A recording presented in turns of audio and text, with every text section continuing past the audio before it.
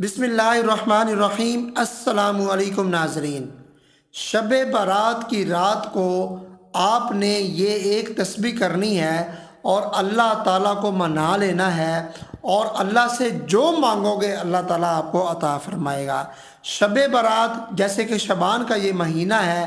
آج یکم ہو گئی ہے، میں یہ ویڈیو بنا رہا ہوں 15 دن پہلے، اسی لیے کہ آپ لوگ یاد رکھیں کہ اس رات ہم نے صرف ایک تسبیح یہ والی کرنی ہے، اور یہ والی تسبیح کرتے ہی اللہ سے مانگنا ہے، جو مانگو گے اللہ آپ کو عطا کرے گا انشاءاللہ ضرور۔ باقی آپ کا یقین ہونا چاہیے کامل اللہ تعالیٰ کی ذات کے اوپر کہ مجھے جو کچھ عطا کرنے والی ذات ہے وہ صرف اور صرف اللہ تعالیٰ کی ذات ہے۔ مجھے جو مل رہا ہے دنیا میں وہ اللہ تعالیٰ کی ذات دے رہی ہے، کوئی انسان نہیں دے رہا۔ ایک بات تو یہ، دوسری بات کا آپ نے خیال یہ رکھنا ہے کہ آپ نے زندگی بھر کسی انسان کے آگے ہاتھ نہیں پھیلانا، آپ نے اللہ سے مانگنا ہے، آپ نے دعا کرتے رہنا کہ یا اللہ مجھے کسی کا محتاج نہ کرنا، مجھے صرف اور صرف اپنا محتاج رکھنا، مالی طور پر بھی جسمانی طور پر بھی مجھے اللہ صرف اور صرف آپ اپنا محتاج رکھنا مجھے، ٹھیک ہے؟ بس آپ نے یہ دعا ہمیشہ مانگتے رہنا ہے، تو دیکھنا اللہ تعالیٰ صرف اپنا ہی محتاج رکھے گا، آپ کو کسی بندے کا محتاج نہیں ہونے دے گا پوری زندگی۔ باقی جو میں آپ کو یہ عمل بتاؤں گا، یہ شب برات کا عمل بھی اسے کہہ سکتے ہیں، آپ وظیفہ بھی کہہ سکتے ہیں، لیکن یہ کرنا جو ہے وہ شب برات کی رات کو ہے، جو افضل رات ہے۔ ایک بات نوٹ فرما لیں کہ ہمارے نبی، ہمارے آخری نبی حضرت محمد مصطفیٰ صلی اللہ علیہ وآلہ وسلم نے ہمیں اس رات کی فضیلت بتائی ہے، کوئی عمل نہیں بتایا۔ لوگ مسجدیں سجا دیتے ہیں، لوگ اجتماعی صلاۃ و تسبیحاں پڑھتے ہیں، لوگ اجتماعی تہجد کی نماز ادا کر رہے ہوتے ہیں، یہ ٹھیک نہیں ہے۔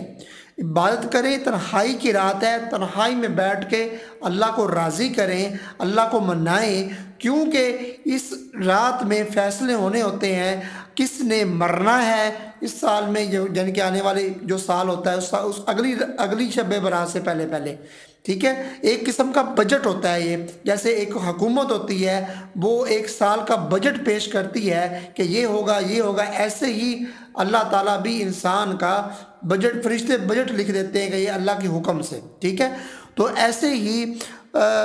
ایک انسان کو جس نے مرنا ہے، کس کا پتہ گرنا ہے، وہ یہ لکھ دیا جاتا ہے کہ کس نے مرنا ہے، کس نے پیدا ہونا ہے، دنیا میں آنا ہے، اس کا بھی لکھ دیا جاتا ہے، کس سے دنیا چھینی جائے گی وہ بھی لکھ دیا جاتا ہے، کس کو بیماری لاحق ہو جائے گی وہ بھی لکھ دیا جاتا ہے، کس کو شفا ہو جائے گی وہ بھی لکھ دیا جاتا ہے، کس کے رزق میں کتنا اضافہ ہوگا وہ بھی لکھ دیا جاتا ہے، کس کا رزق کتنا کم ہوگا وہ بھی لکھ دیا جاتا ہے، کسی کو غریب کو امیر، کس کو غریب سے امیر کرنا ہے وہ بھی لکھ دیا جاتا ہے، کس کو امیر سے غریب کرنا ہے وہ بھی لکھ دیا جاتا ہے۔ تو اس لیے اس رات میں فیصلے ہونے ہوتے ہیں، تو اس رات کو آپ اگر یہ ایک تسبیح کر لیں گے، تسبیح کرنے کا مقصد یہ نہیں ہے کہ بس ایسی تسبیح کر کے ویلے ہو جائیں، نہیں، آپ نے واقعی تسبیح ایسے کرنی ہے اللہ کو منانے والی، آپ نے استغفار کی تسبیح کرنی ہے، استغفر اللہ ربی من کل ذنب واتوب الیہ، آپ نے یہ پوری تسبیح کرنی ہے اور ٹھہر کے پڑھنا ہے، آپ نے استغفر اللہ ربی من کل ذنب واتوب الیہ، ایسے پھر ایک سانس نکال لینا ہے، پھر آپ نے پڑھنا ہے، صحیح ہے؟ یہ آپ نے 100 مرتبہ پڑھنی ہے، یعنی کہ ایک تسبیح کرنی ہے، آپ نے 100 مرتبہ پڑھ کر رو کے آپ نے اللہ کو منانا ہے، یا اللہ میرے گناہ معاف کر دے، یا اللہ میری بخشش کر دے، یا اللہ میرے مال و جان میں برکت عطا فرما، میری حفاظت فرما، مجھے دین پر لگا دے، مجھے نیک بنا دے، میرے صغیرہ کبیرہ گناہ معاف فرما دے، جو دعائیں ہو سکتی ہیں آپ مانگیں، گڑ گڑا کہ یا اللہ میں گناہ گار ہوں، مجھے بخش دے، مجھے بخش دے، جیسے تم نے بڑے بڑے گناہ گار لوگوں کو بخشا ہے، میں بھی ان میں ہی شامل ہوں، بہت گناہ گار ہوں، مجھے بخش دے۔ آپ بے شک جتنے بھی نیک اور پاکیزہ اور نیک آدمی ہیں اور تقوی والے ہیں، لیکن آپ گناہ گار ہیں، یہ بات سامنے رکھ کر آپ نے کہنا ہے کہ یا ماننا ہے کہ یا اللہ میں گناہگار ہوں، آپ عظیم ہیں، آپ قادر ہیں ہر چیز پر، آپ میرے مالک ہیں، مجھے معاف کر دیں۔ ایسے رو رو کر آپ نے اللہ سے دعا مانگنی۔ اس کے بعد استغفر اللہ ربی من کل ذنب واتوب الیہ پڑھنے کے بعد رو رو کر جب آپ دعا مانگیں گے، اللہ کو منائیں گے، کوشش کیجئے گا کہ نفل کی ادائیگی لازمی کریں، قیام کریں لازمی، اور یہ بات ذہن میں رکھیے گا کہ جو نوافل ادا کرنے ہیں وہ کوانٹٹی میں زیادہ نہ ہوں، یعنی کہ کوانٹٹی میں بے شک زیادہ پڑھ رہے ہیں لیکن تیزی سے نہ پڑھیں، آپ کوالٹی میں فرق نہ کریں۔ کوالٹی وائز آپ کے بے شک 2 بھی نفل ہوں گے، لیکن وہ ٹھیک طریقے سے آرام سے توجہ کے ساتھ اگر آپ پڑھیں گے تو وہ 2 نفل ہی بڑھے ہیں، بجائے اس کے آپ 20 پڑھیں، 40 پڑھیں، 50 پڑھیں، 60 پڑھیں، 30 پڑھیں،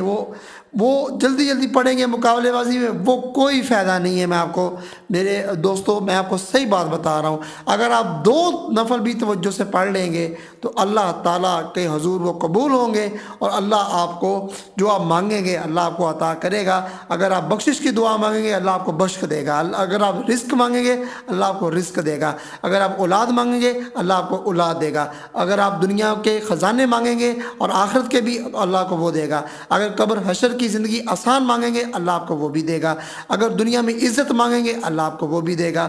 یعنی کہ سب خیریں مانگیں گے تو سب خیریں آپ کو ملیں گی، کیونکہ یہ بہت بڑی رات ہے، قبولیت کی رات ہے۔ اس رات فیصلے ہونے ہوتے ہیں بڑے، اور بڑے لوگوں کے پتے جو ہیں وہ گرنے والے ہوتے ہیں، اور بڑے